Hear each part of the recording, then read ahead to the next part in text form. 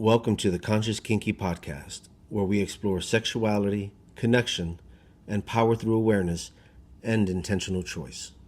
At the Kink Collective, we help people reframe their relationship with sexuality, build deeper connections, and become safe spaces in the world. Each episode invites reflection, not performance. And the conversation continues inside Conscious Conversations, our live community space. Welcome to the conversation.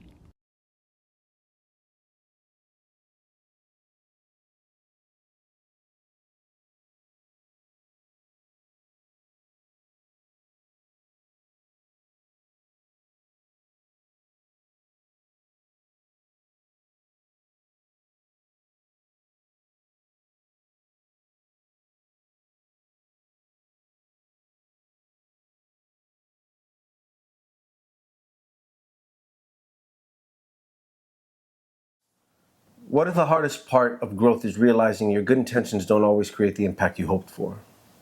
What if you meant to be caring, but someone felt pressured? What if you meant to be honest, but someone felt dismissed? What if you meant to be helpful, but someone felt managed? Because intention matters. Intention really matters. But intention is not the whole story. Impact tells us how our presence, how our words, our choices, and timing actually land. And if we only defend what we meant, we may miss what someone actually experienced. Welcome to the Conscious Kinky Podcast. I'm Kat. And I'm Joshua. This podcast exists to help people understand themselves more clearly, relate more honestly, and stop repeating patterns they don't fully understand yet. And this month we're entering month 6. The theme this month is impact, how we affect people, how people experience us, and what changes when we stop measuring ourselves only by what we meant. Last month, we explored the mirror. We looked at reactions, projection, triggers, and ownership, and how the things we react to in others can reveal something important about ourselves. This month moves into the next layer. And it's not just, what is this showing me about me, but how am I showing up with others? How do people experience my presence? Where does my impact not match my intention? This is not about shame. It's not about over-monitoring yourself. It's not about becoming performative or walking on eggshells. It's about relational maturity.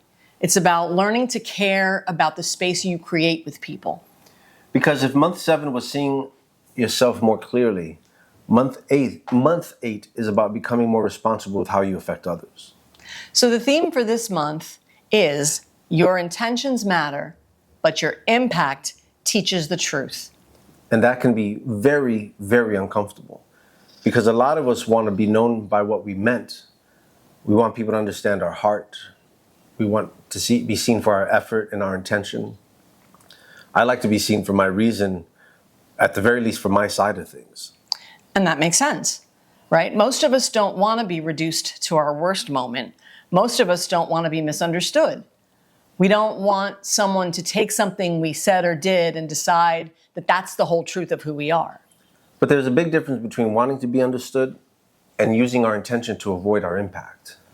That's the line we're working with today. Because sometimes we say, but I didn't mean it like that. And we say it so quickly that we never actually hear how it landed. And when someone tells us our impact was painful, it was confusing, pressuring, it was dismissive or overwhelming, our first instinct may be to protect our identity, to prove we're good, to prove we care, to prove we didn't mean harm. But maturity asks us to slow down. It asks, can I care about how I landed without abandoning what I meant? Can I listen before defending? Can I stay present when my impact is different than my intention? And that's the work of this episode. I can think of times in my life where I really believed I was helping. I thought I was guiding someone. I thought I was offering clarity. I thought I was bringing structure.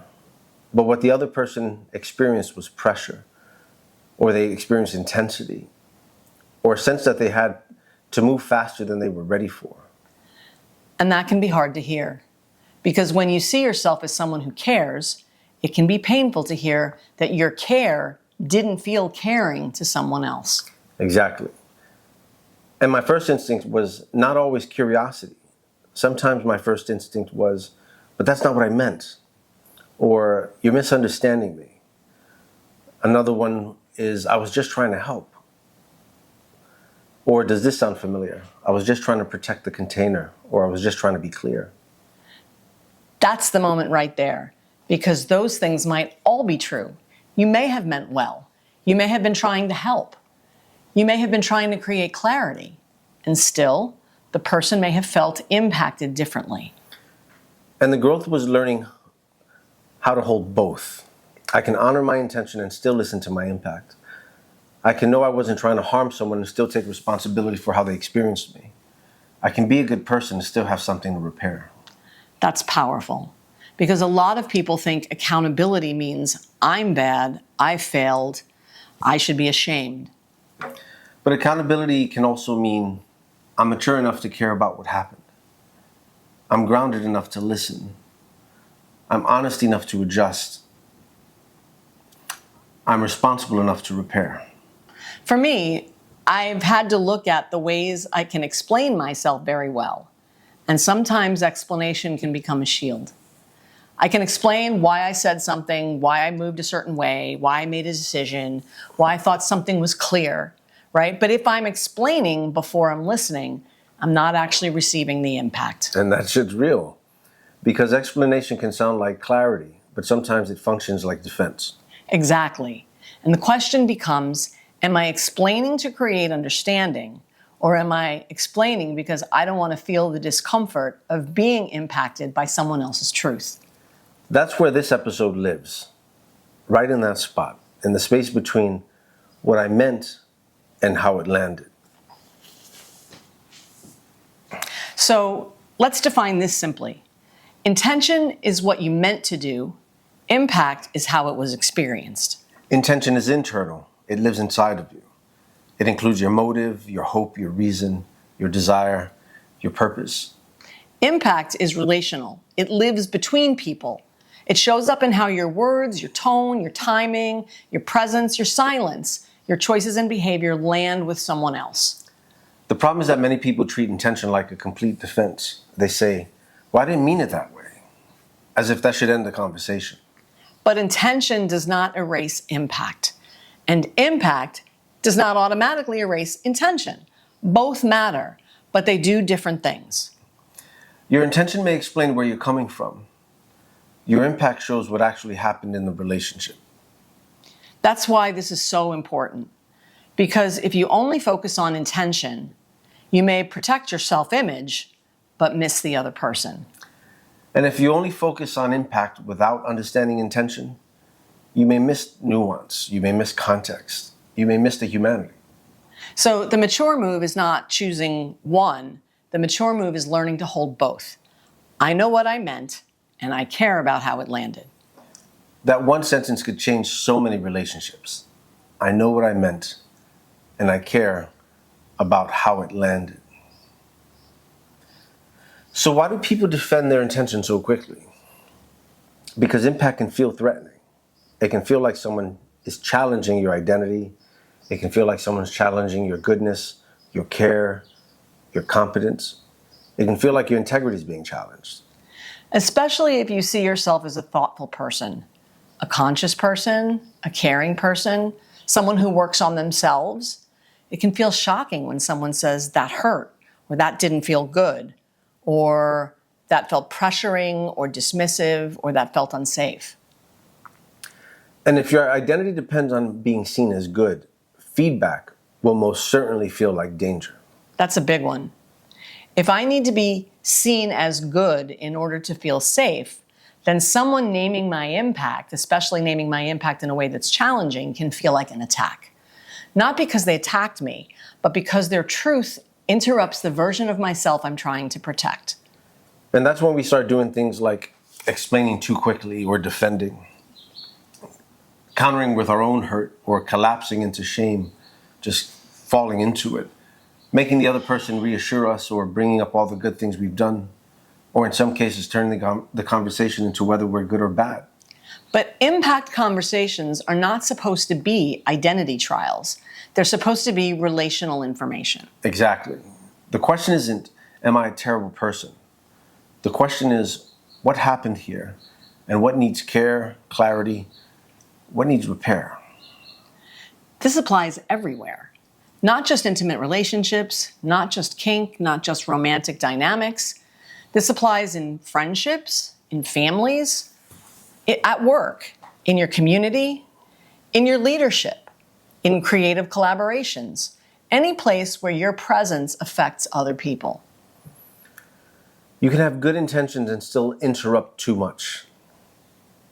You can care deeply and still make someone feel managed. You can want closeness and still create pressure. You can want honesty and still make honesty hard to bring to you. You can want connection and still move in a way that creates distance. And that doesn't mean you're bad. It means you're human. But being human does not remove responsibility. And this is where a lot of people get stuck, myself included. They think, if I didn't mean harm, I shouldn't have to repair. But repair is not only for intentional harm. Repair is for the impact. That's such an important line. Repair is not only for intentional harm, repair is for impact. Because the nervous system doesn't only respond to what you meant, it responds to what's experienced. So someone may not know your internal motive. They experience your tone, your timing, your pace, your silence, facial expressions, your follow-through, and how consistent you are, and your capacity to hear them. So if your impact keeps creating disconnection, your intention may need more structure. Your intention may need more care, more awareness. It may need more pacing, humility. It may need more follow-through. Now let's apply the framework, not by repeating definitions, but by using them. So we're going to start with I, introspection. Introspection asks, what was actually happening in me when I created that impact? Was I anxious? Was I trying to help? Was I trying to control? Was I trying to be seen as competent, or was I trying to avoid discomfort?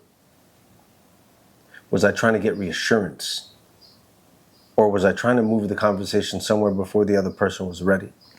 This matters because sometimes our stated intention is not the full intention.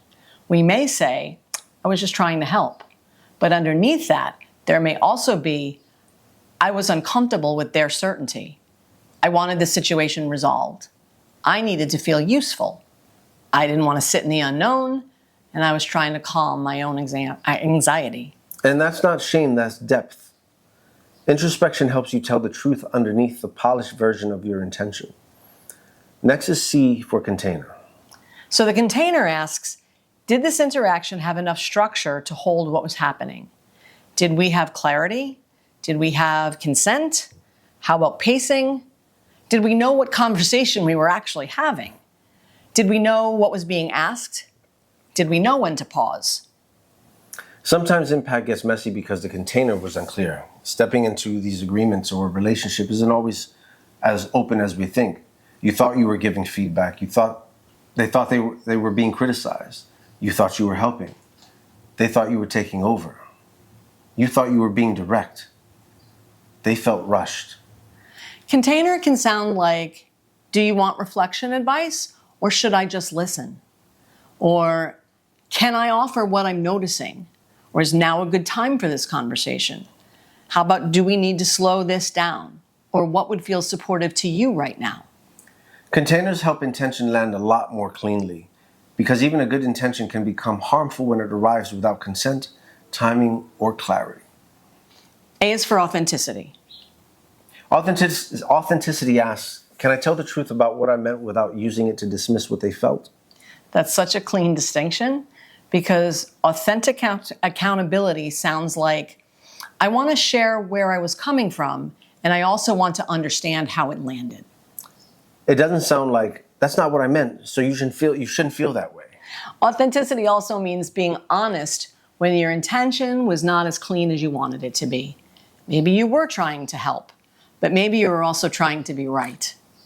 Maybe you wanted clarity, but maybe you were also rushing. Maybe you wanted connection, but perhaps you were also trying to avoid feeling rejected. That kind of honesty creates growth. Because if you can't tell the truth about your mixed motives, you'll keep defending a version of the story that makes you look best. Next is V for vulnerability. Vulnerability asks, can I stay open when someone tells me my impact was different than my intention? Can I be affected without collapsing? Can I feel discomfort without making them take care of me? Can I hear something hard and remain present? That's one of the most important skills in this work, because someone has to manage your reaction every time they want to tell you the truth. They may actually stop telling you the truth. And then the relationship becomes less honest. Not because there is no truth, but because truth no longer feels safe enough to bring forward. Vulnerability means letting yourself feel the discomfort of being seen more fully. Not just as who you intended to be, but as you are actually experienced. S is for safety. Safety asks, can this relationship hold impact conversations without punishment, collapse, or withdrawal? Can we slow down? Can we repair? Can we be honest? Can limits, hurt, confusion, or discomfort be named without someone becoming unsafe? And safety doesn't mean nobody ever feels uncomfortable. Safety means discomfort has somewhere honest to go. Safety means impact can be named. It means repair is possible. It means feedback doesn't automatically become a fight. In this episode, safety is the ability to say, I care enough to hear how I affected you. It also sounds like I can stay with myself while I listen. So now let's look at the framework MISS and impact, right? So because impact happens through every stage of connection, M is for meet. At the meet stage, impact begins before depth, before history, before intimacy, before commitment. People are already experiencing your pace, your tone, your attention, your energy. So the question is, what do people meet when they meet me? Do they meet curiosity, pressure, warmth? Do they meet urgency or openness? Do they meet performance or judgment? Do they feel a need to be chosen or a need to be in control? You may intend to be friendly, but your energy may feel intense. You may intend to be confident, but your presence may feel closed. You may intend to be clear, but your pace may feel overwhelming. Me is where we begin to notice impact early, before we've created momentum. I is for invest. At the invest stage, impact is revealed over time. Not in one perfect conversation, not in one apology, and not in one good intention, but over time. So this is where people learn, do your words and actions align?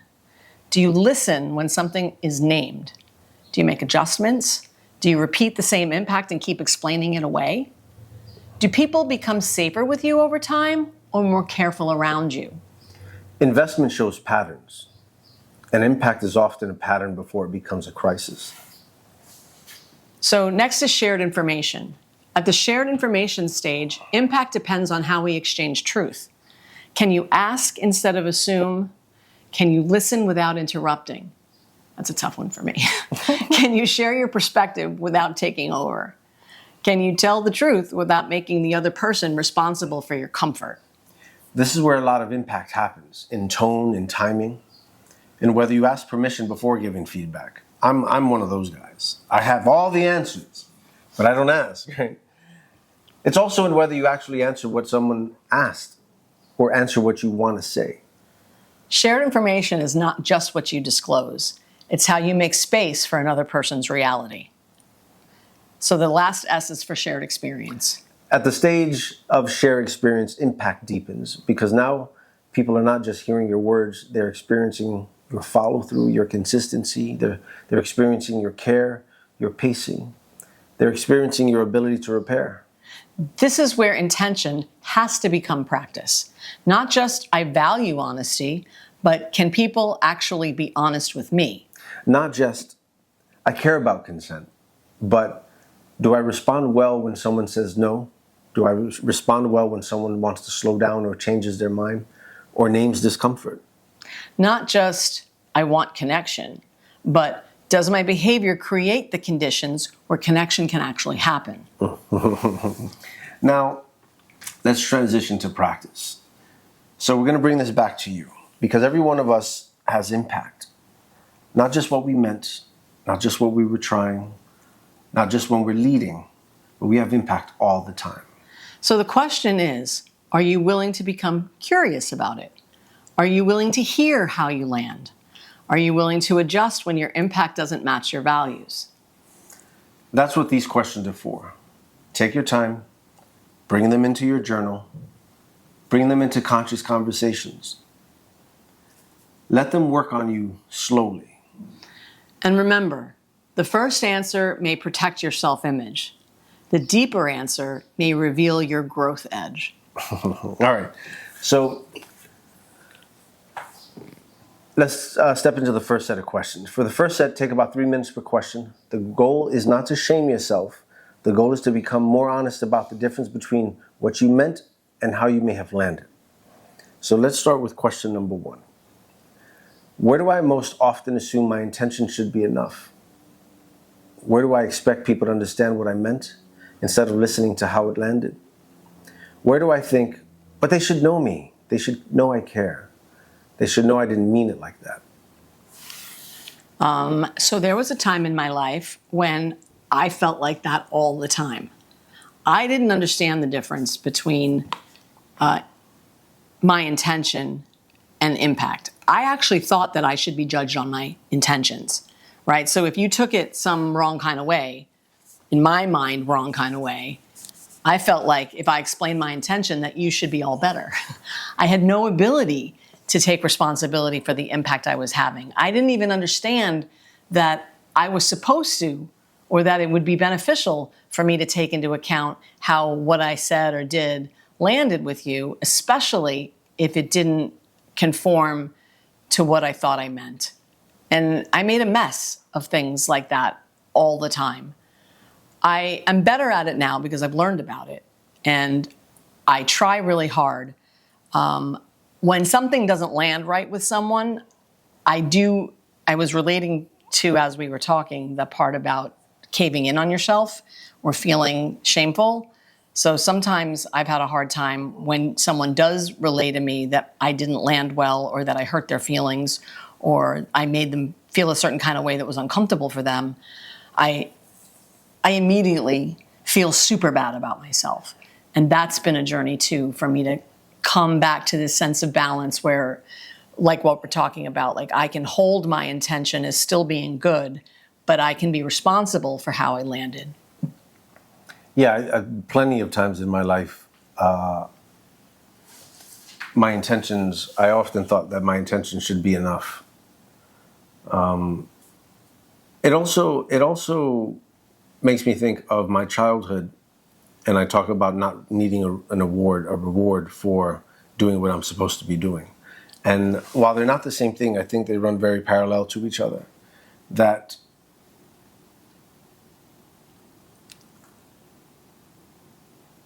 I've felt like if my intentions are enough, I don't need to explain what happened, right? And even if someone was hurt or harmed or they had their expectations were let down, whatever it was, it's like I think it's when I take initiative on something that I think someone else needs and they didn't need it like that. Like the one that comes to mind most recently was there was a leather sister of ours who was planning on doing this type of programming, and I announced it early with the intention of getting everyone excited, getting her the support, and it didn't land on her well that way because she wasn't ready for it to be announced. And my intention behind it was to drum up this support. And the way it affected her was it introduced a lot of anxiety of having to perform. And it's like my thing around that is I deal in a lot of potential as opposed to, I deal with people where I see them at versus where they see themselves. And sometimes they're not ready for that. So, when it happened, I was like, but that's not how I meant for it to happen. I wanted to get you some support, but it happened. So yeah, I think when I'm dealing with people's potential as opposed to where they're really at, currently at, that happens. I can see that. Yeah. All right, question number 2. When has someone experienced me differently than I intended? What happened? How did they experience you? And what did you do with that information? Did you listen? Did you defend, explain, collapse, repair, or just avoid? Well, thankfully, they came to me a day or two later and they were like, Joshua, this is what happened. And I sat there and I listened. And the reason why I was able to do that was because I had not done that for years previously, and I saw how much damage it would cause. How a person can go unheard, how a person can be offended because I wasn't taken into consideration how it landed on them. And it was like, ouch. But I sat there and I listened and I changed behavior because of it. Yeah. I have a hard time coming up with specific examples of things because of the way my memory works. But as I said with the last question, I know that there were plenty of times where I specifically fall into this when I think I'm trying to be helpful. When I offer help without asking first if it's wanted or needed, and so I can push. And I think it lands where people feel either pushed or they feel like I'm trying to tell them something that they're not ready to hear or that they're not interested to hear. And I think I'm just trying to be helpful. And I get into that, I'm just trying to be helpful. So I can get defensive, or if it does land with me, if their reaction lands with me and I get that I hurt them, then I have a tendency to do the collapse. When I can listen, when I can be present to hearing what they have to say, and I can listen without collapsing, then I'm able to enter into repair. I'm able to apologize. I'm able to explain what I did mean, but I'm also able to acknowledge the impact that I had. And then I think that helps to repair the situation.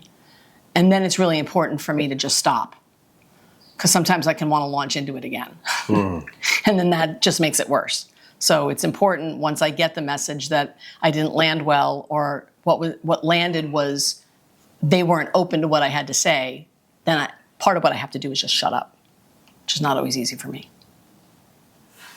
That's fair. Question 3, what do I usually feel when someone says I affected them negatively? Defensive, ashamed, misunderstood, angry, embarrassed, curious, small? Do you feel exposed? What happens inside you first? I think I feel ashamed. Initially, I used to feel defensive. But since I became aware of impact and intention aren't the same thing, ashamed ends up creeping in, I think, first. Yeah. And then the curiosity, what did I do? How can I fix it? How can I make amends? Curiosity is such a fix. Curiosity, to me, is the answer to a lot of things. And I am just recently encountering curiosity as a tool, right? But as I've said, what I tend to default to is either a type of defensiveness or a type of collapse, where it's like the embarrassed or ashamed, right? That kind of collapse, like I feel really bad. And I used to, because it used to be told to me that I did this, the collapse or the shame used to be so great that what it did was it still eclipsed your reaction, because now I made it all about me. By really digging into how bad I felt for what I did, it had a way of still minimizing the reaction that I had in someone. And I really had to learn my way out of that. My dad used to tell me that. I mean, I heard that from the time I was probably a teenager. And so it took me a really long time to move out of allowing that level of shame and guilt and feeling bad, so that I was so consumed with myself that I still couldn't hear you. So it's taken me a long time to work out of that. I love this stuff. Where do I explain myself before I understand the other person's experience? Where do you rush to protect your image instead of listening? Where do you start clarifying your intent before you have truly heard the impact? Where does explanation become defense? Yeah, I think that's a really important point. I think the correct order of business is when, and sometimes it can happen when I'm doing or saying something and I can see a look on the other person's face. The look tells me that it's not landing well. The look tells me that they're experiencing something that's uncomfortable for them. And so for me, the correct order of business is to stop and to check in and then to listen to what's happening for them before I get into any sort of, explaining my intention. Sometimes my intention doesn't even matter. If it lands hard enough, if it lands challenging enough with the other person, then the only thing there is for me to do is to listen and then go to repair. Because at that moment, my intention doesn't even matter. Because all that really matters is it landed really hard with the other person. It landed badly. It made them feel bad. And that's the only thing that matters. I learned that we're not judged by intentions. We're judged by our actions. Right? And so it's what I do and say that matters, not what I intended. I guess to hear the question, because I'm there with you. Like, I do my best to quiet down and to listen because I want to make the adjustments. However, where was the point that turned? Because for the listener, it can sound like I've been doing this for years, when in actuality, I've been doing this for like fucking 8 months, right? It's not true. It's been more than 8 months, but I became aware of it at a point. And I think the awareness came through the cancellation, because it was me trying to explain what happened in the relationship. And I would get defensive because a lot of my identity was built on my character. And in this relationship, I caused harm because I cheated. And I made her feel less than because of the way I cheated. I was cheating with women she knew. I was cheating with women who were befriending her. Like, I was doing a lot of stuff that disrespected her womanhood. In my mind, I wasn't even thinking about that because our relationship was already falling apart. The communication broke down. And the phrase, fine, go do whatever you want, in my mind gave me the justification to go do whatever I wanted. So the impact that I was having, I wasn't even considering the intention. The intention was I got permission, so I'm going to go do this because she's given up on communicating with me. And this is all going on in my head. It's not that she gave up. I just didn't give the follow-up opportunity to really pursue it. But I was following the fine print of the conversations, and it was like, at the other end of that chaotic relationship, the way it ended in chaos, I should say, because it didn't start that way, it ended that way. It was like I was defending my image because everything else I was doing was good, aside from being a faithful partner. But the intention was, fine, go do whatever you want. Well, I'm going to go fill my cup up now. The intention was, I'm going to hurt your feelings. The intention was, I'm going to fill my cup. The impact was, I'm going to hurt your feelings by filling my cup. My mind wasn't even there. On the other side of it, though, it was about repairing the image or keeping the image instead of listening to what happened. But that's not what I meant. She told me I could. Right? And I was making arguments versus knowing better. That even though she said I could, that's not what she meant. And so that's where I ended up. That was a turning point for me, was to realize I can't play ethics versus morals like that. I can't use fine print to circumvent the right thing to do. And since that point, It's like, now these questions are, well, fuck yeah, I do my best to shut up and listen because of all the chaos I introduced in the past. So I just wanted to point that out, that I haven't been doing this since I was fucking 3. Right? And it's like, did I get it? No, I didn't. This fly is fucking driving me nuts. It's not a mosquito. That's the shiny squirrel thing for me. So all that to say, if you've been doing this type of work already, then maybe dive a little further in and say, well, when did I start doing this work? And what shifted for me? Yeah. Anytime I find myself defending myself, I think I'm rushing to protect my image. I think I want to be seen as helpful. I want to be seen as caring. I want to be seen as having good intentions. And when I don't land that way, if I can't pull myself up short and hear that I didn't land that way, then I can get into an explanation that becomes a defense. And it's a discipline. It's a discipline to just hear it. And the important part of this conversation for me is not, because that phrase that I learned, that we are not judged by our intentions, we're judged by our actions, has a tendency to want to dismiss my intentions. And so this argument is saying it's best to hold both things at the same time. Mm-hmm. And that's really a good takeaway, right? It's okay to know that I meant well, and it's also important that I acknowledge when I didn't land well and when the other person didn't hear me in the way that I meant. The Marine Corps' version of it is good initiative, bad judgment. Right? That works. All right, so this is between the rounds. So before moving into the second round, pause for a moment. Take a breath. Let the first set of questions settle.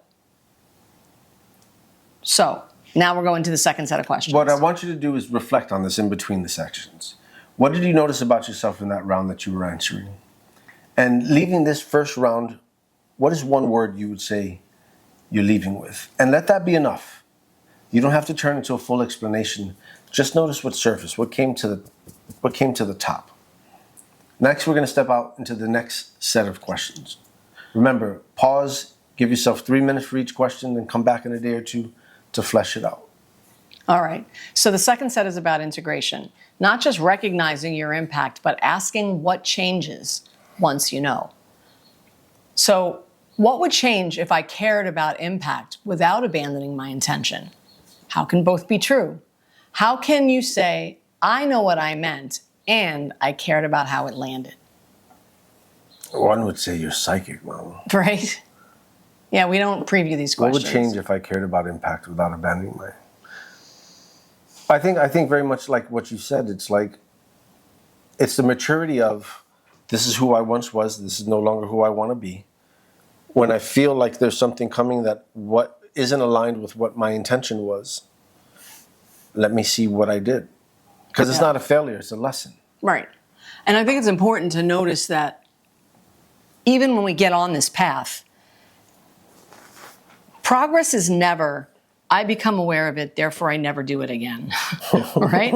Progress is, I recognize that I'm doing it, and I don't do it as often, I don't do it as badly, I don't do it as intensely as I did the last time, right? And so for me, being able to hold that my intention was good, even though it didn't land well, is the piece that keeps me from caving in on myself. When I lose track of the fact that I really did intend well, then I can get caught up in, oh my God, I'm such a bad person, I'm a failure, I'm, all those I'm terrible things that I can say inside myself. And sometimes I still don't talk to myself too good. But holding on to my good intention is a way from caving in to listening and being interested in repair. Ultimately, for me, it's like, do I want to be that person? What would change if I cared about impact without abandoning my intention? It's like, I want to make sure that my intentions are landing. I want to make sure that I can gain more tools from missing cues or missing understandings, or I want to grow from it. I don't want to just beat myself up from it. Exactly. Number 6, where do I need to ask someone, how did that land for you? Instead of assuming I know. Where have you been guessing? Where have you been deciding for someone else? Where could a simple question create more clarity? This is the part where when I'm talking to someone or trying to help or doing any of those things, like I said earlier, there's a look that crosses someone's face. And if I pay attention to that, that's when I need to ask the question. That's when I need to ask, how is this coming across? How are you feeling about this? Is this okay, what I'm talking to you about? Or however I need to word it. It's when I see that look and I'm so vested in what I'm saying and I'm so excited about what I'm trying to convey that I blow right by any of the indicators that I get from the other person. Because most people don't have good poker faces, not to that degree. Most people, there's some tell that they're not feeling comfortable anymore. And it's my job to pay attention to that and ask that simple question that creates more clarity. It's funny. I think this points a lot towards my play than anything else that I can think of, because when I connect for play and energy, it's like, depending on who it is, if it's a client, that's a different experience and responsibility, because client work is solely on the clients. I don't assume, I almost got it. I don't assume. We negotiate, we co-create, and I don't want to take guests. I don't want to guess on what you need, because I can go down a road that is contrary to what's necessary or needed. But I think when it comes to personal relationships and things that I want to do versus things that you guys want to receive, they're not the same thing. And in a lot of the play, I'm so used to it being about me or about how I want to experience it. So, like, for example, would be, let's say I'm in a disciplinarian mood and Natalie is in a praise mood. Me coming in and creating the scene, and because the power exchange says Joshua could do what Joshua wants and Natalie will submit to it, sometimes she may not be in the space for the approach that I'm coming with. And in my mind, I may think we both want this, when in actuality, she just needed something softer and I wasn't on the same page. And what I needed versus where she was able to give aren't aligned. And that happens when there's no communication, because I'm assuming we're both on the same page. So then comes the debrief, and she could share something along the lines of, that was really intense. I wasn't ready for it today. And my assumption was, well, aren't you always ready? And that's not necessarily true, right? It's like, even though that I do have this total power exchange, sometimes the conversation needs to happen as well. And sometimes my needs aren't the sole priority of what's happening all the time. And I think that's where it shines a lot, is like,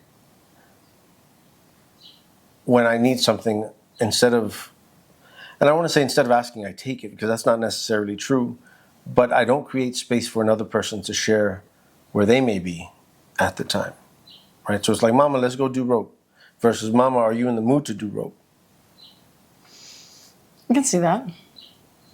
And I think, too, in relationships that are intimate, where there's a lot of play and a lot of knowing about one another, there's a tendency to shortchange the negotiation part up front, right? Not because we mean to, but just because there's an assumption that we know each other's thoughts and feelings and wants and desires.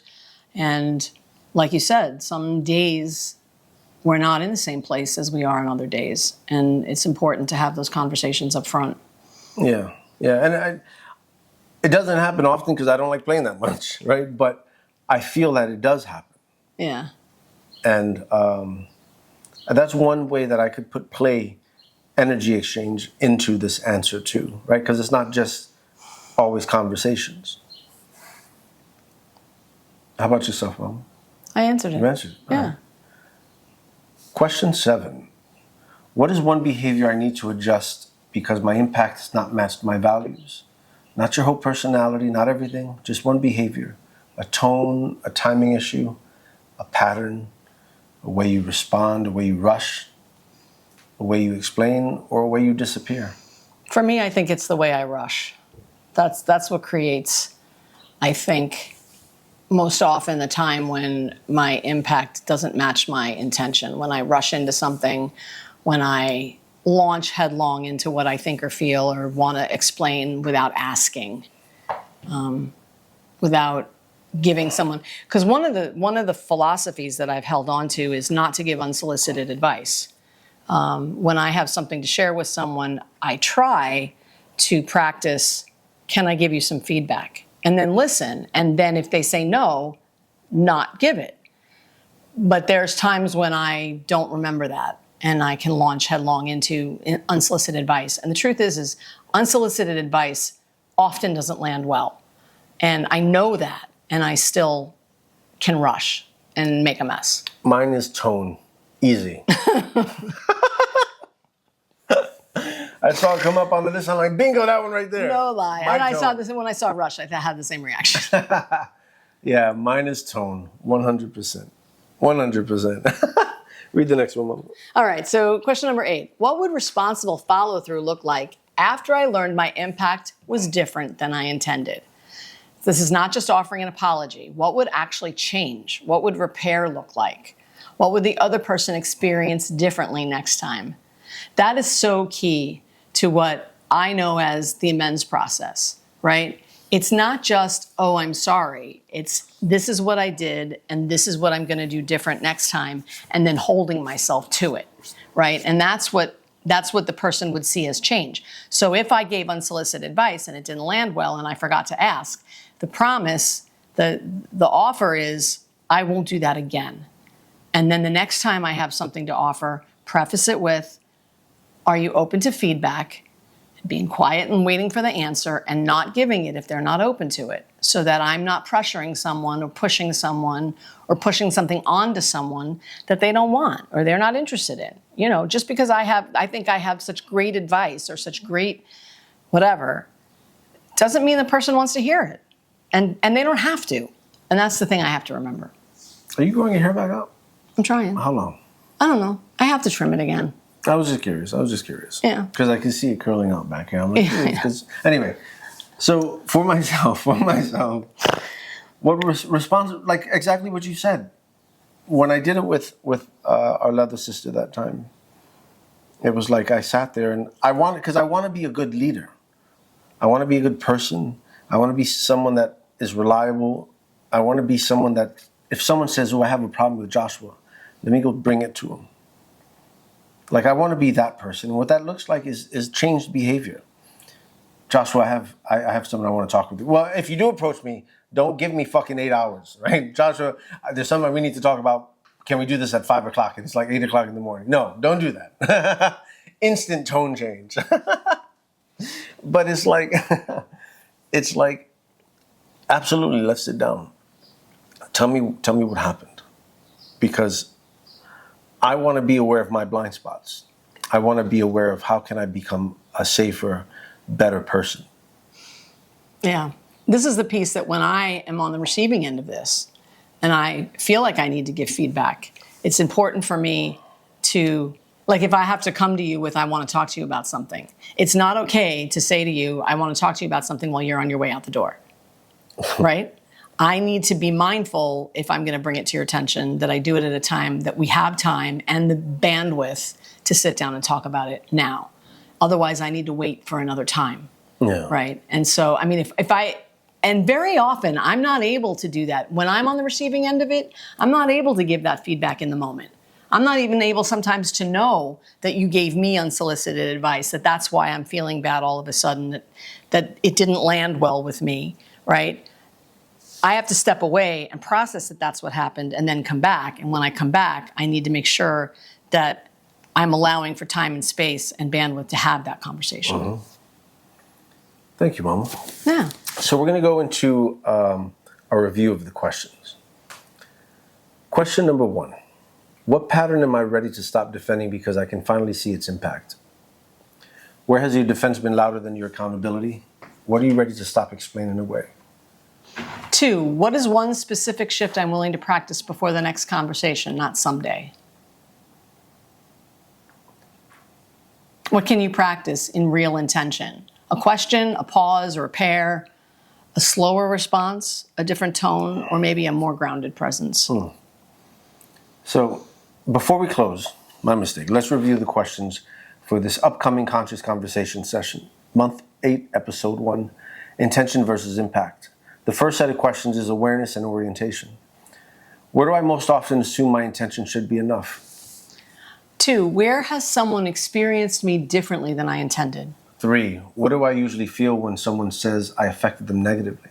4, where do I explain myself before I understand the other person's experience? In between the rounds, I want you to consider this. What did you notice about yourself in that first set of questions? And what's one word you're leaving that first set of questions with?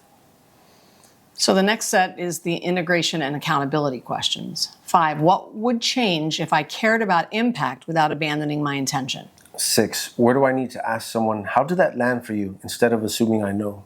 7, what is one behavior I need to adjust because my impact has not matched my values? And number 8, you motherfucker. What would responsible follow-through look like after I learned my impact was different than I intended? Intention matters, but intention alone does not create trust. Trust is built when people feel that their experience matters to you. That is what this month is about. Learning to become more aware of the emotional atmosphere you create, learning to listen when someone tells you how something landed, learning to repair without collapse or giving up. Learning to become safer to be honest with. And that's exactly what we practice inside Conscious Conversations every Tuesday night. A live guided space where you can reflect, speak with others, hear yourself, hear others, notice your patterns, and practice these questions in real time. It also helps you to stay connected to the work long enough for it to actually change something. Conscious Conversation meets every Tuesday at 7 p.m. Eastern. We have a complimentary ticket for first-timers, and for $30 a month, you get access to that live weekly space, a place to reflect, practice, and stay connected to the work.